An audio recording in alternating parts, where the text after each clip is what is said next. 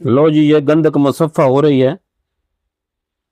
रेत जंतर, ये बीकर के अंदर गंधक है और इसके ऊपर तेजाब गंधक डाला है। एक बार कर चुका हूँ, ये दूसरी बार का प्रोसीजर हो रहा है। ये देखो, गंधक इसमें हल हो गई है और ये स्याह रंग का तेजाब हो गया है। अभी इसको इधर से निकाल के ये पानी में डालूंगा तो गंधक नीचे बैठ जाएगी। फिर तेजाब को निकाल के 2-3 बार गुसल दे के फिर दोबारा ये अमल करूंगा। उतनी देर करूंगा जितनी देर तक ये तेजाब को काला करेगी।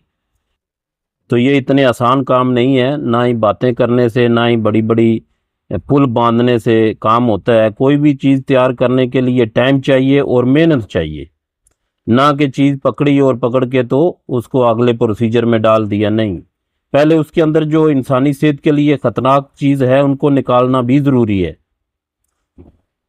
तो तनकीद वो करने वाले बाज रहे, तो इसको मैं मुसफ़ा कर रहा हूँ। अगला प्रोसीजर पूरा दिखाऊंगा और इंशाअल्लाह ये 10 से 15 दिन लगेंगे। कैंसर के लिए मेडिसिन तैयार हो रही है, तो मैं इसको कोशिश करूंगा कि सारा प्रोसीजर जो है प्रैक्टिकल करके दिखाऊं जी, ना कि ज़बानी कलामी। इंशाअल्लाह ये अभी दूसरी बार हो रहा है, ये 3-4 बार करने से ये मुसफ़ा हो जाएगी। तो अपनी दुआ में याद रखें। अस्सलामु अलैकुम वरहमतुल्लाहि वबरकातुहू।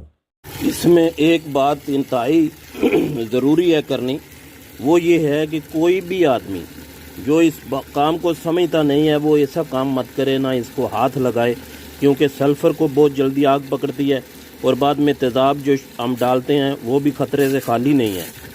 इसलिए जो एक्सपर्ट आदमी है, जिसको पूरी सोच बूझ है या किसी उस्ताद के सामने उसने तैयार की है, वही इसको हाथ लगाए। दूसरा आदमी बिल्कुल हरगिज़ इसके साथ खेल ना खेले। ये खेलने वाली चीज़ नहीं है। बराए मेहरबानी एहतियात ज़रूर करें।